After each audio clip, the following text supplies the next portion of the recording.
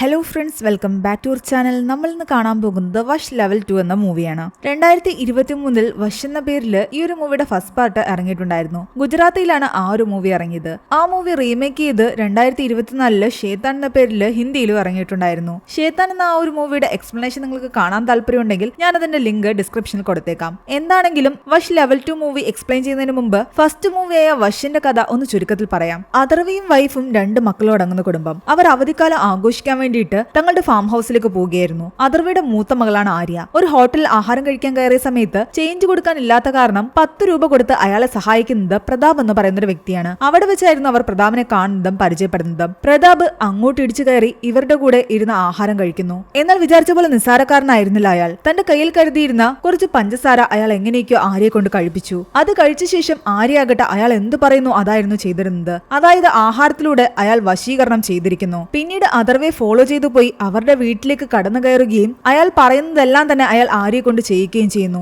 അഥർവയ്ക്ക് അയാളുടെ വൈഫിനും അയാളുടെ ഇളയ മകനും ഇതൊക്കെ നോക്കി നിൽക്കാനേ സാധിച്ചുള്ളൂ. തന്റെ മകളെ ഇയാൾ വശീകരിച്ചിരിക്കുകയാണെന്ന് മനസ്സിലാക്കിയ നിമിഷം അവർക്ക് എന്ത് ചെയ്യണമെന്ന് അറിയില്ലായിരുന്നു. ആ പെൺകുട്ടിയെ കൊണ്ട് നിർത്താതെ ചിരിപ്പിക്കുകയും കരയിക്കുകയും ഒക്കെ ഇയാൾ ചെയ്തുകൊണ്ടിരുന്നു. മാത്രമല്ല വീട്ടിലുണ്ടായിരുന്ന തേയിലയെല്ലാം തന്നെ വാരി കഴിക്കാൻ അവളോട് പറയുമ്പോൾ അവൾ അതെല്ലാം വാരി കഴിക്കുകയും ചെയ്യും. ഒടുവിൽ സ്വന്തം സഹോദരനെ പോലും അപകടപ്പെടുത്താൻ അവൾ തയ്യാറായി. ആ കുട്ടിയെ ടെറസിന്റെ മകളിൽ നിന്നും അവൾ തള്ളിയിട്ടു. ഇളയ മകന്റെ ജീവൻ രക്ഷിക്കാൻ വേണ്ടിയിട്ട് അഥർവയുടെ വൈഫ് അവിടെ നിന്ന് ഇളയ മകനെയും കൂട്ടിക്കൊണ്ട് കാറിൽ പോകുന്നു. ആരെയും കൂട്ടിക്കൊണ്ടുപോയ പ്രതാപനെ ആകട്ടെ അഥർവ ഫോളോ ചെയ്തു പോവുകയും അയാൾ റിച്ചിൽ നടക്കുന്ന സ്ഥലത്തെത്തുകയും ചെയ്യുന്നുണ്ട്. അവിടെ ആര്യയെ പോലെ ഒരുപാട് പെൺകുട്ടികൾ ഉണ്ടായിരുന്നു. തന്റെ മന്ത്രങ്ങൾ ഉച്ചരിച്ചുകൊണ്ട് അയാൾ അവരെയെല്ലാം വശീകരിച്ചു വെച്ചിരിക്കുകയായിരുന്നു. പ്രതാപിൽ നിന്ന് ഈ പെൺകുട്ടിയെയും തന്റെ മകളെ രക്ഷിക്കാൻ വേണ്ടിയിട്ട് അഥർവയാകട്ടെ എങ്ങനെയൊക്കെ പ്രതാപന്റെ നാവറക്കുകയും അയാളെ ബന്ധനസ്ഥനാക്കുകയും ചെയ്യുന്നു. ആ പെൺകുട്ടികളെല്ലാം തന്നെ അയാളുടെ വശീകരണത്തിൽ നിന്ന് രക്ഷപ്പെട്ടെങ്കിലും ആര്യയുടെ മേൽ അയാൾ ചുമത്തിയ വശീകരണത്തിൽ നിന്ന് ആര്യയ്ക്ക് മുക്തി നേടാൻ സാധിച്ചില്ല. നാവ് നഷ്ടപ്പെട്ട പ്രതാപനെ അഥർവ തന്റെ വീടിന്റെ ഒരു രഹസ്യമുറിയിൽ തന്നെ പൂട്ടിയിട്ടിരിക്കുകയായിരുന്നു. 10 വർഷങ്ങൾ കടന്നുപോയി. ഇന്നും ആര്യ അങ്ങനെ തന്നെ ഇരിക്കുകയാണ്. ഒരു ചിരിച്ച മുഖത്തോടുകൂടി. അവൾ ഒന്നും സംസാരിക്കാറില്ലായിരുന്നു.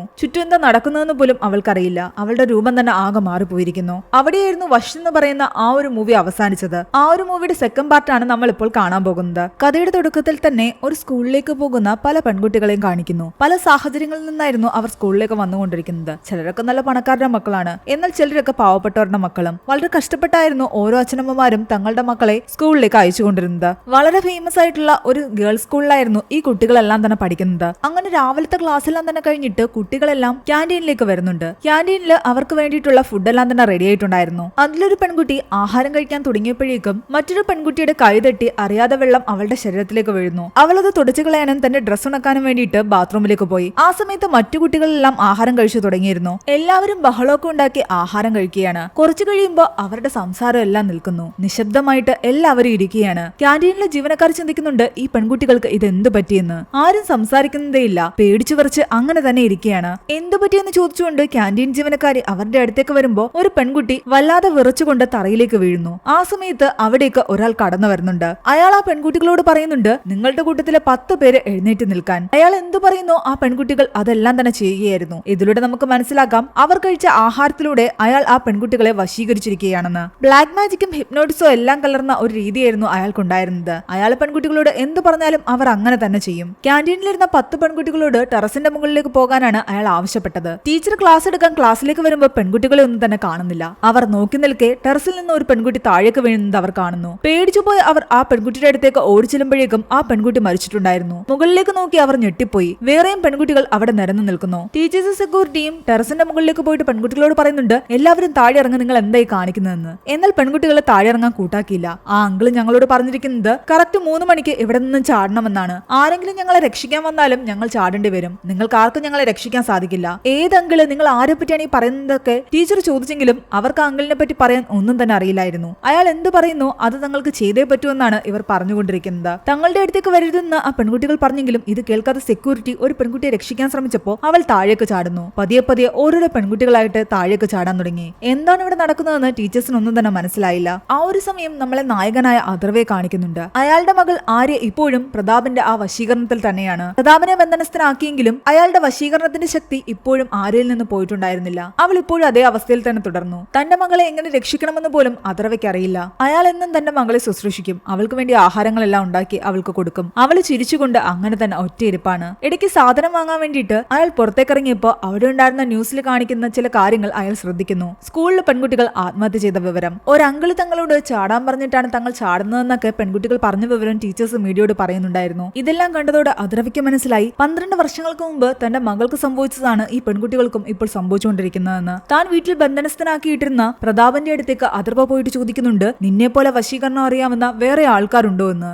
അങ്ങനെ ആൾ ഉണ്ടായിട്ടല്ലേ പുറത്തിതുപോലെ പെൺകുട്ടികളെ വശീകരിച്ച് കൊന്നുകൊണ്ടിരിക്കുന്നത്? അതാരാണെന്ന് പ്രതാപനോട് അഥർവ ചോദിക്കുന്നു. പ്രതാപന്റെ ഇപ്പോഴത്തെ അവസ്ഥ വെച്ചിട്ട് അയാൾ നല്ല അവശ നിലയിലായിരുന്നു. പലപ്പോഴും തന്നെ കൊന്നുകളയാൻ അഥർവയോട് അയാൾ ആവശ്യപ്പെട്ടിട്ടുണ്ട്. എന്നാൽ അത് അയാൾക്ക് സുഖമായൊരു മരണം നൽകുമെന്ന് അഥർവയ്ക്ക് അറിയാം. അതുകൊണ്ട് നരകച്ചി ചാവാൻ പ്രതാപനെ ഇങ്ങനെ തന്നെ വിട്ടിരിക്കുകയായിരുന്നു അഥർവ. ഇപ്പോൾ വശീകരണം നടത്തുന്ന ആളെ നിങ്ങൾക്ക് അറിയാമോ എന്ന് പ്രതാപനോട് ചോദിക്കുമ്പോൾ അയാൾ ചിരിക്കുകയാണ് ചെയ്യുന്നത്. അതോടെ അഥർവയ്ക്ക് മനസ്സിലായി പ്രതാപവുമായിട്ട് ബന്ധമുള്ള ആരോ ആണ് അവിടെ വന്നിരിക്കുന്നതെന്ന്. ഇവിടെ വാഷ്റൂമിലേക്ക് പോയ ആ ഒരു പെൺകുട്ടിയില്ലേ, അവള് മാത്രം ആഹാരം കഴിച്ചിട്ടുണ്ടായിരുന്നില്ലല്ലോ. ആ പെൺകുട്ടി പോലീസിന്റെ മുന്നിൽ വന്നെന്ന് കരയുന്നുണ്ട്, തന്റെ സുഹൃത്തുക്കൾക്ക് എന്ത് പറ്റിയെന്ന് ചോദിച്ചുകൊണ്ട്. പോലീസുകാർ ക്യാന്റീനിലേക്ക് ചെല്ലുമ്പോൾ ബാക്കിയുള്ള പെൺകുട്ടികൾ അങ്ങനെ തന്നെ ഇരിക്കുകയായിരുന്നു. അവരെല്ലാവരും പേടിച്ചു വരച്ചിരിക്കുകയാണ്, ഒന്നും തന്നെ പറയുന്നില്ല. അവരുടെ അടുത്തേക്ക് വന്ന് വശീകരണം ചെയ്തുകൊണ്ടിരുന്ന ആ ആളെയും കാണുന്നില്ല. പക്ഷെ പെൺകുട്ടികൾ എപ്പോഴും അയാളുടെ വശീകരണത്തിൽ തന്നെയായിരുന്നു. ഒരു പെൺകുട്ടി എഴുന്നേറ്റ് വന്ന പോലീസുകാരനോട് പറയുന്നുണ്ട്, ആ അങ്കിള് ഒരു മെസ്സേജ് തരാൻ പറഞ്ഞിട്ടുണ്ട്. പ്രതാപ് എന്ന് പറയുന്ന ഒരാളെ നിങ്ങൾ എത്രയും പെട്ടെന്ന് കണ്ടെത്തിക്കൊണ്ട് വരണം, അല്ലെങ്കിൽ ഈ നാട് തന്നെ നശിക്കും. ആരാണ് പ്രതാപെന്നോ ഇതിന്റെയൊക്കെ പിന്നിൽ എന്താണെന്നോ പോലീസുകാർക്ക് മനസ്സിലായില്ല. ആ പെൺകുട്ടിയാകട്ടെ മറ്റു പെൺകുട്ടികളോട് പറയുന്നുണ്ട്, ഞാൻ പറയാൻ പറഞ്ഞ മെസ്സേജ് പോലീസുകാരോട് പറഞ്ഞിട്ടുണ്ട്, ഇനി നമ്മളോട് എന്താണോ ചെയ്യാൻ അദ്ദേഹം പറഞ്ഞത് അത് നമ്മൾക്ക് ചെയ്യാമെന്ന്. അത് കേട്ട ഉടനെ അവിടെ ഉണ്ടായിരുന്ന പെൺകുട്ടികളെല്ലാം എഴുന്നേറ്റ് പുറത്തേക്ക് ഓടാൻ തുടങ്ങി. അവിടെ ഉണ്ടായിരുന്ന ആൾക്കാരെ എല്ലാം തന്നെ തള്ളി മാറ്റി. സ്വന്തം അച്ഛനെ അമ്മയെ പോലും അവർക്ക് തിരിച്ചറിയാൻ പറ്റില്ലായിരുന്നു. അവരെ പോലും അടിച്ചിട്ട ശേഷം നഗരത്തിന്റെ പല ഭാഗത്തേക്കും ഇറങ്ങി ഓടുകയായിരുന്നു. പുറത്തേക്കിറങ്ങിയ അക്രമകാരികളായ ആ പെൺകുട്ടികൾ കണ്ണിൽ കണ്ട എല്ലാവരെയും കൊന്നൊടുക്കി. പല വാഹനങ്ങൾക്കും തീവെച്ചു, പല വണ്ടികളും അപകടപ്പെടുത്തി. ഇതെല്ലാം തന്നെ ന്യൂസിലൂടെ അഥർവ കാണുകയായിരുന്നു. ഈ യൂണിഫോമിലുള്ള പെൺകുട്ടികളെ എവിടെ കണ്ടാലും പിടിച്ചുകൊണ്ടുവരണമെന്ന് പോലീസുകാർ ജനങ്ങളെ അറിയിക്കുന്നു. കൂടുതലും സേഫ് ആയിട്ടിരിക്കാനാണ് എല്ലാവരോടും പറയുന്നത്. ന്യൂസിലൂടെ അഥർവ മനസ്സിലാക്കുന്നുണ്ട്, ഈ പെൺകുട്ടികൾ പ്രതാപ് എന്ന് പറയുന്ന ഒരാളെ അന്വേഷിക്കുകയാണെന്ന്. അതോടെ താൻ ബന്ധനസ്ഥനാക്കി വെച്ചിരിക്കുന്ന പ്രതാപനെ അന്വേഷിച്ച് ആരോ വന്നിരിക്കുകയാണെന്നും അവരാണ് ഈ പെൺകുട്ടികളെ വശീകരിച്ചതെന്നും അഥർവയ്ക്ക് മനസ്സിലായി. അതുകൊണ്ട് അഥർവ നേരെ സ്കൂളിലേക്ക് പോകുന്നു. ആ പോലീസുകാരനെ കണ്ടിട്ട് പറയുന്നുണ്ട്, ഇവർ അന്വേഷിക്കുന്ന പ്രതാപനെ തനിക്ക് അറിയാമെന്ന്. പോലീസുകാരും ടീച്ചേഴ്സൊക്കെ വിചാരിച്ചു വെച്ചിരിക്കുന്നത് ഈ പെൺകുട്ടികളെ മാനസികമായിട്ട് ആര് തളർത്തിയിരിക്കുകയാണെന്നും അവരെ ഭീഷണിപ്പെടുത്തിയിരിക്കുകയാണെന്നും. എന്നാൽ ഈ വശീകരണത്തിന്റെ കഥയെല്ലാം തന്നെ അഥർവ പോലീസുകാരോട് പറയുന്നു. അവർക്ക് വിശ്വസിക്കാനേ സാധിച്ചില്ല. ഇങ്ങനെയൊക്കെ തരത്തിൽ നടക്കുമോ എന്നായിരുന്നു അവരുടെ ചിന്ത. എന്നാൽ തന്റെ മകൾക്ക് സംഭവിച്ചത് തന്നെയാണ് ഇവർക്കും സംഭവിച്ചിരിക്കുന്നതെന്ന് അഥർവ പറയുന്നു. പ്രതാപ് ഇവിടെ വന്നു കഴിഞ്ഞാൽ ഇതെല്ലാം അവസാനിക്കുമോ എന്ന് ആ ടീച്ചർ പെൺകുട്ടികളോട് ചോദിക്കുമ്പോൾ അതേന്ന് ആ പെൺകുട്ടികൾ പറയുന്നു. എന്നാൽ കുറച്ചു നേരം ചിന്തിച്ച ശേഷം അഥർവ പറയുന്നുണ്ട്, ഈ പെൺകുട്ടികൾ ഇപ്പോഴും വശീകരണത്തിന്റെ ആ ഒരു മന്ത്രത്തിന്റെ ശക്തിയിൽ നിൽക്കുകയാണെങ്കിൽ ഉറപ്പായിട്ടും ഇവരെ വശീകരിച്ച ആ ഒരു വ്യക്തി ഇവിടെ അടുത്തെവിടെയെങ്കിലും ഉണ്ടാകും. ആ വ്യക്തി അടുത്തുണ്ടെങ്കിൽ മാത്രമേ ഈ പെൺകുട്ടികളെ ഇങ്ങനെ വശീകരിച്ച് നിർത്താൻ പറ്റൂ. അങ്ങനെ അഥർവ അവിടെയെല്ലാം ചെക്ക് ചെയ്യുമ്പോൾ ആ ഒരു ഹാളിന്റെ ഒരു സൈഡിലായിട്ട് ആ വ്യക്തി ഒളിച്ചിരിപ്പുണ്ടായിരുന്നു. അയാൾ പുറത്തേക്ക് ഇറങ്ങി വരുന്നു. രാജ്നാഥ് എന്നായിരുന്നു അയാളുടെ പേര്. ഈ പ്രതാപിന്റെ അനിയനായിരുന്നു രാജ്നാഥ്. തന്റെ ചേട്ടനെ തേടിയാണ് രാജ്നാഥ് ഇവിടേക്ക് വന്നത്. അയാളെ കണ്ടെത്താൻ വേണ്ടിയിട്ട് ഈ പെൺകുട്ടികളെ അയാൾ യൂസ് ചെയ്യുകയായിരുന്നു. പക്ഷേ പോലീസുകാർക്കോ മറ്റുള്ളവർക്കോ രാജ്നാഥിനെ പിടിച്ചു നിർത്താൻ കഴിയില്ല. കാരണം രാജ്നാഥ് ഒന്ന് പറഞ്ഞു കഴിഞ്ഞാൽ ആ പെൺകുട്ടികൾ അവരെ എല്ലാം കൊന്നുകളയും. മറ്റുള്ളവരെ എല്ലാം തന്നെ തന്റെ ശക്തി കാണിക്കാൻ വേണ്ടിയിട്ട് രാജ്നാഥ് ആകട്ടെ പല പെൺകുട്ടികളോടും പറയുന്നുണ്ട്, നിങ്ങൾ ആത്മഹത്യ ചെയ്യാൻ. അവരാകട്ടെ അയാൾ എന്ത് പറയുന്നു അതുപോലെ ചെയ്യുകയായിരുന്നു. സ്വന്തം കൈത്തണ്ട മുറിക്കുകയും അതുപോലെ തന്നെ തങ്ങളുടെ മാതാപിതാക്കളെ ആക്രമിക്കാൻ പറയുമ്പോൾ അത് ചെയ്യുകയും ചെയ്യുന്നു. ചില കുട്ടികൾ സ്വന്തം അച്ഛനെയും അമ്മയും വരെ ഷൂട്ട് ചെയ്ത് കൊല്ലുന്നു. തനിക്ക് പ്രതാപ് എവിടെയെന്ന് അറിയണം, അയാളെ കിട്ടുകയാണെങ്കിൽ മാത്രമേ ഞാൻ ഈ പെൺകുട്ടികളെ വെറുതെ വിടൂ എന്ന് രാജ്നാഥ് പറയുന്നു. ഒടുവിൽ അഥർവ പറയുന്നുണ്ട്, പ്രതാപ് എന്റെ അടുത്തുണ്ടെന്ന്. 12 വർഷമായിട്ട് എന്റെ മകളെ അയാൾ വശീകരിച്ചു വെച്ചിരിക്കുകയാണ്. ആ വശീകരണത്തിൽ നിന്ന് അവൾ എന്നും മുക്തി നേടിയിട്ടില്ല. തന്റെ മകളെ അതിൽ നിന്നും രക്ഷിക്കുകയാണെങ്കിൽ നിനക്ക് ഞാൻ പ്രതാപനെ വിട്ടുതരാമെന്ന് അഥർവ പറയുന്നു. എന്നാൽ ഇത് കേട്ട് രാജ്നാഥ് ഞെട്ടിത്തെറിച്ചിരിക്കുകയായിരുന്നു. കാരണം സാധാരണ കുറച്ചു നേരം മാത്രമേ ആ വശീകരണത്തിൽ പെൺകുട്ടികൾ നിൽക്കാറുള്ളൂ. കുറച്ചു സമയം കഴിയുമ്പോൾ അവർ നോർമൽ ലൈഫിലേക്ക് പോകും. പക്ഷെ 12 വർഷമായിട്ട് ആര്യ അയാളുടെ വശീകരണത്തിൽ നിൽക്കണമെങ്കിൽ അത് അത്രയ്ക്ക് ശക്തിയുള്ള മന്ത്രമായിരിക്കും. അത് തനിക്കും പഠിക്കണമെന്ന് രാജ്നാഥിന് ആഗ്രഹമുണ്ടായിരുന്നു. ആ ഒരു മന്ത്രം കൂടിയേ രാജ്നാഥ് പ്രതാപിൽ നിന്നും പഠിച്ചെടുക്കാൻ ബാക്കിയുണ്ടായിരുന്നുള്ളൂ. അതുകൊണ്ടാണ് അയാൾ തന്റെ ചേട്ടനെ അന്വേഷിച്ച് വന്നത് തന്നെ. അഥർവ പറയുന്നുണ്ട്, തനിക്ക് നഷ്ടപ്പെടാൻ ഒന്നും തന്നെയില്ല. നിങ്ങൾ ഈ പെൺകുട്ടികളെ കൊല്ലുമെന്ന് പറഞ്ഞിട്ട് എന്നെ ഭീഷണിപ്പെടുത്തി പ്രതാപിനെ ഇവിടേക്ക് കൊണ്ടുവരുത്താൻ ശ്രമിക്കുകയാണെങ്കിൽ അത് നടക്കില്ല. കാരണം എനിക്ക് പെൺകുട്ടികളോടൊന്നും തന്നെ ഒരു സിമ്പതിയുമില്ല. ഈ 12 വർഷക്കാലം കൊണ്ട് ഞാൻ ഒരു രാക്ഷസനായി മാറിയിരിക്കുന്നു. എന്നെ സംബന്ധിച്ച് എന്റെ മകളെ എങ്ങനെയെങ്കിലും രക്ഷിക്കണം. അതിന് ഞാൻ ഏതറ്റം വരെയും പോകും. അങ്ങനെയൊക്കെ അയാൾ പറഞ്ഞപ്പോൾ രാജ്നാഥിന് മനസ്സിലായി അഥർവ പറയുന്ന കാര്യം ചെയ്തെങ്കിൽ മാത്രമേ പ്രതാപിനെ വിട്ടുകിട്ടൂവെന്ന്. ഒടുവിൽ ആ ഒരു ഡീലിന് രാജ്നാഥ് സമ്മതിക്കുന്നു. പ്രതാപിനെ കാണാൻ വേണ്ടിയിട്ട് രാജ്നാഥിന്റെ വീട്ടിലേക്ക് പോകുമ്പോൾ ഈ പെൺകുട്ടികളെ എല്ലാം തന്നെ 2 സ്കൂൾ ബസ്സിലാക്കി അവരുടെ കൂടെയാണ് രാജ്നാഥ് പോകുന്നത്. കാരണം അയാൾ അടുത്തുണ്ടെങ്കിൽ മാത്രമേ ഈ പെൺകുട്ടികളെ വശീകരിച്ച് നിർത്താൻ പറ്റൂ. ഒരു കാരണവശാലും പോലീസോ മറ്റാരെങ്കിലോ തങ്ങളെ പിന്തുടർന്ന് വരരുതെന്നും രാജ്നാഥ് മറ്റുള്ളവരോട് പറയുന്നുണ്ട്.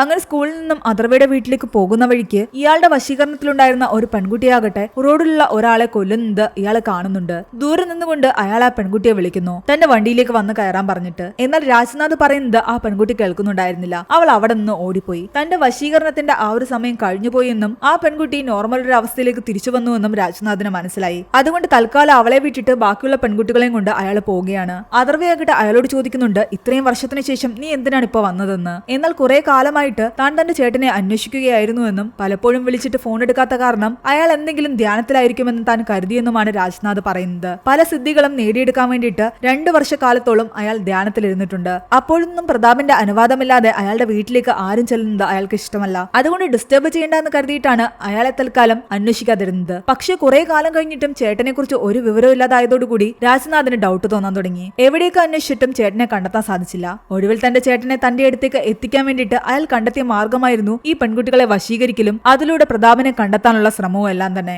എന്തായാലും ആ ശ്രമം പാഴായില്ല. പ്രതാപുള്ള അടുത്തേക്കാണല്ലോ താനിപ്പോ പോകുന്നത്. അഥർവയുടെ വീട്ടിലെത്തി കഴിയുമ്പോൾ രാജ്നാഥ് ആ പെൺകുട്ടികൾ കുറച്ചുപേരോട് പറയുന്നുണ്ട്, വീടിന് ചുറ്റും കാവൽ നിൽക്കണം, ആരകത്തേക്ക് വന്നാലും അവരെ കൊന്നേക്കാൻ. രാജ്നാഥ് വീടിനുള്ളിലേക്ക് കയറിയതും അഥർവ പറയുന്നുണ്ട്, താൻ മകളെ കൂട്ടിക്കൊണ്ടുവരാം, അവളെ ആ വശീകരണത്തിൽ നിന്നും രക്ഷിക്കണമെന്ന്. എന്നാൽ രാജ്നാഥ് പറയുന്നുണ്ട്, എനിക്കാദ്യം എന്റെ ചേട്ടനെ കാണണമെന്ന്, അത് കഴിഞ്ഞിട്ട് മതി നിന്റെ മകളെ രക്ഷിക്കുന്നതൊക്കെ. ആര്യയുടെ അവസ്ഥ കണ്ടിട്ട് രാജ്നാഥ് പറയുന്നുണ്ട്, 12 വർഷമായിട്ട് ഇവളിങ്ങനെ ചിരിച്ചുകൊണ്ടിരിക്കുകയാണെങ്കിൽ ഇത് വലിയ മന്ത്രം തന്നെയാണ്. എന്റെ ചേട്ടനെ കൊണ്ടല്ലാതെ ആർക്കും ഇതുപോലൊരു കാര്യം ചെയ്യാൻ പറ്റില്ല. എനിക്ക് ഇതുകൂടി എന്തായാലും പഠിച്ചെടുത്തെങ്കിലേ പറ്റൂ. അതും പറഞ്ഞിട്ട് പ്രതാപനെ അടച്ചിട്ടിരുന്ന ആ ഒരു മുറിയിലേക്ക് ഇവർ ചെല്ലുന്നു. പ്രതാപിന്റെ അവസ്ഥ കണ്ടിട്ട് രാജ്നാഥ് ആകെ തകർന്നുപോയി. അയാളുടെ വായും കയ്യും എല്ലാം തന്നെ വലിയ ചങ്ങലകൾ കൊണ്ട് പൂട്ടിയിട്ടിരിക്കുകയായിരുന്നു. ഇതെല്ലാം അഴിച്ചുവിടാൻ രാജ്നാഥ് പറയുന്നു. എന്നാൽ ആദ്യം തന്റെ മകളെ രക്ഷിച്ചെങ്കിൽ മാത്രമേ ഇയാളെ ഞാൻ വെറുതെ വിടുവെന്നാണ് അഥർവ പറയുന്നത്. ഒടുവിൽ രാജ്നാഥ് പറയുന്നുണ്ട്, ശരി, നീ നിന്റെ മകളെ കൂട്ടിക്കൊണ്ടുവരാൻ. അങ്ങനെ അഥർവ പോയി ആര്യയെ താഴേക്ക് കൂട്ടിക്കൊണ്ടുവരുന്നു. രാജ്നാഥ് പ്രതാപനോട് ചോദിക്കുന്നുണ്ട്, നിങ്ങൾ എന്റെ ചേട്ടന് എന്തെങ്കിലും സാധനം തിരിച്ചു കൊടുക്കാനുണ്ടോ എന്ന്, അതായത് എന്തെങ്കിലും കടബാധ്യത ഉണ്ടോ, ചേട്ടന് കൊടുക്കാൻ എന്തെങ്കിലും ബാക്കിയുണ്ടെങ്കിൽ അത് തിരിച്ചു കൊടുക്കണം, എങ്കിൽ മാത്രമേ ഈ വശീകരണത്തിൽ നിന്നും നിങ്ങളുടെ മകളെ രക്ഷിക്കാൻ സാധിക്കൂ. അഥർവ എത്ര ആലോചിച്ചിട്ടും അങ്ങനെ എന്തെങ്കിലും താൻ പ്രതാപന് കൊടുക്കാനുള്ളതായിട്ട് അയാൾക്ക് ഓർമ്മ വന്നില്ല. പക്ഷേ കുറെ നേരം ആലോചിച്ചു കഴിഞ്ഞപ്പോൾ അയാൾക്ക് ഓർമ്മ വരുന്നുണ്ട്, ആദ്യമായിട്ട് പ്രതാപനെ താൻ പരിചയപ്പെടുന്ന സമയത്ത് ചേഞ്ച് ഇല്ലാതെ ഒരു ഹോട്ടലിൽ താൻ നിൽക്കുകയായിരുന്നല്ലോ. അന്ന് 10 രൂപ പ്രതാപ് തനിക്ക് വേണ്ടി ആ ഹോട്ടലിൽ കൊടുത്തിട്ടുണ്ട്. ആ 10 രൂപ അയാൾ പ്രതാപന് ഇതുവരെയും തിരിച്ചു കൊടുത്തിട്ടുണ്ടായിരുന്നില്ല. എത്രയും പെട്ടെന്ന് പോയി ആ 10 രൂപ കൊണ്ടുപോയി തന്റെ ചേട്ടന്റെ കയ്യിൽ വെച്ചു കൊടുക്കാനാണ് രാജ്നാഥ് പറയുന്നത്. നിസാരമായ ഈ ഒരു 10 രൂപ കാരണമാണോ 12 വർഷമായിട്ട് തന്റെ മകൾ ഇപ്പോഴും അയാളുടെ ആ വശീകരണത്തിൽ നിന്നതെന്ന് അഥർവയ്ക്ക് വിശ്വസിക്കാനേ സാധിച്ചില്ല. അയാൾ പെട്ടെന്ന് തന്നെ എവിടെ നിന്നും ഒരു 10 രൂപ എടുത്തുകൊണ്ടുവന്ന് പ്രതാപിന്റെ കയ്യിൽ വെച്ചു കൊടുക്കുന്നു. പ്രതാപ് ആദ്യമൊന്നും വാങ്ങാൻ കൂട്ടാക്കിയില്ല. എന്നാൽ നിർബന്ധിച്ച് അയാളുടെ കയ്യിൽ അഥർവ വെച്ചു കൊടുക്കുകയാണ്. അതോടുകൂടി ആര്യയിൽ മാറ്റങ്ങൾ കണ്ടുവരാൻ തുടങ്ങി. അവൾ പതിയെ സ്വബോധം വീണ്ടെടുത്തു. തന്റെ അച്ഛനെ വിളിക്കാൻ ആരംഭിച്ചു. അഥർവയ്ക്ക് തന്റെ സന്തോഷം അടക്കാനായില്ല. 12 വർഷമായിട്ട് തന്റെ മകൾ ഒരേ ഇരിപ്പായിരുന്നു. അയാൾ പെട്ടെന്ന് അവളെ ആ റൂമിൽ നിന്ന് മുകളിലേക്ക് കൊണ്ടുവരുന്നു. കാരണം സ്വബോധത്തിലേക്ക് തിരിച്ചു വന്ന ആര്യയാകട്ടെ പ്രതാപനെ കണ്ട് വല്ലാതെ നിലവിളിക്കാൻ തുടങ്ങിയിരുന്നു. ആ സമയത്ത് ഇവിടെ രാജ്നാഥ് ആകട്ടെ പ്രതാപന്റെ കയ്യില് ആ ചങ്ങലയുടെ കെട്ടെല്ലാം തന്നെ അഴിക്കുകയായിരുന്നു. പക്ഷെ ആ സമയത്താണ് രാജ്നാഥിന് മനസ്സിലാകുന്നത് പ്രതാപന് സംസാരിക്കാൻ കഴിയില്ല. കാരണം മൂവിയുടെ ഫസ്റ്റ് പാർട്ടില് അഥർവ അയാളുടെ നാവ് അർത്ഥം മാറ്റിയിട്ടുണ്ടായിരുന്നു. അതോടുകൂടി രാജ്നാഥിന് ഭ്രാന്ത് പിടിക്കുന്ന അവസ്ഥയായിരുന്നു. തന്റെ ചേട്ടനിൽ നിന്നും ഇനിയും മന്ത്രങ്ങൾ പഠിച്ചെടുക്കാൻ അയാൾക്ക് ബാക്കിയുണ്ടായിരുന്നു. ഇനി ഇത് സാധിക്കില്ലല്ലോ, കാരണം പ്രതാപന് സംസാരിക്കാൻ സാധിക്കില്ല. ഇതൊക്കെ ആലോചിച്ച് ദേഷ്യം വന്ന രാജ്നാഥ് അഥർവയെ അടിക്കുന്നു. ആര്യ അയാളെ രക്ഷിക്കാൻ ശ്രമിക്കുന്നുണ്ട്. അയാൾ ആര്യയെ അടിക്കുന്നു. തന്റെ ചേട്ടനോട് ഈ ക്രൂരത ചെയ്ത നിങ്ങളെ 2 പേരെയും വെറുതെ വിടില്ല, നിങ്ങൾ 2 പേരെയും കൊല്ലുമെന്ന് പറഞ്ഞിട്ട് രാജ്നാഥ് ആ പെൺകുട്ടികളോട് ഇവരെ കൊല്ലാൻ ആവശ്യപ്പെടുകയായിരുന്നു. പക്ഷെ അതിന് തൊട്ടു മുൻപ് തന്നെ അഥർവ നേരത്തെ തന്നെ സെറ്റാക്കി വെച്ചിരുന്ന വലിയ ബോക്സുകൾ അയാൾ പ്രവർത്തിപ്പിച്ചു. അതിന്റെ സൗണ്ട് കാരണം ഈ പെൺകുട്ടികൾക്ക് രാജ്നാഥ് പറയുന്നത് കേൾക്കാനേ സാധിക്കുന്നില്ല. ആ സൗണ്ട് കാരണം എല്ലാരും ചെവി പൊത്തിയിരിക്കുകയായിരുന്നു. എന്നാൽ അഥർവ ഹെഡ്സെറ്റ് വെച്ചുകൊണ്ട് ആ തക്കം നോക്കി രാജ്നാഥിനെ അടിക്കുകയും അയാളുടെ ചേട്ടൻ പ്രതാപനെ പോലെ തന്നെ അയാളെയും ബന്ധനസ്ഥനാക്കുകയും അയാളുടെ നാവ് അർത്ഥമാറ്റുകയും ചെയ്തു. ഇപ്പോൾ ആ ഇരുണ്ട മുറിയില് പ്രതാപനോടൊപ്പം അയാളുടെ അനിയൻ രാജ്നാഥുമുണ്ട്. ഇവർ 2 പേർക്കും ഇത് തന്നെയാണ് ഏറ്റവും വലിയ ശിക്ഷയെന്നാണ് അഥർവ പറയുന്നത്. അവർ പുറത്തിറങ്ങിക്കഴിഞ്ഞാൽ ചിലപ്പോൾ ഇനിയും ഇതുപോലെ ഒരുപാട് അപകടങ്ങൾ ഉണ്ടായേക്കും. സ്വബോധം തിരിച്ചെടുത്ത ആര്യയാകട്ടെ പതിയെ പതിയെ നോർമൽ ലൈഫിലേക്ക് വരികയാണ്. അവളിപ്പോൾ സ്വയം ആഹാരമൊക്കെ എടുത്ത് കഴിക്കാൻ തുടങ്ങിയിരിക്കുന്നു. 12 വർഷത്തെ കാത്തിരിപ്പിനൊടുവിൽ തന്റെ മകളെ രക്ഷിക്കാനായ സന്തോഷത്തിലായിരുന്നു അഥർവ. അവിടെയാണ് ഈ ഒരു മൂവി അവസാനിക്കുന്നത്. ഈ ഒരു മൂവിയുടെ സ്റ്റോറി എങ്ങനെ ഉണ്ടായിരുന്നു നിങ്ങൾ താഴെ കമന്റ് ചെയ്യുക. എക്സ്പ്ലനേഷൻ ഇഷ്ടപ്പെട്ടെങ്കിൽ വീഡിയോ ലൈക്ക് ചെയ്യാനും നമ്മുടെ ചാനൽ സബ്സ്ക്രൈബ് ചെയ്യാനും മറക്കണ്ട.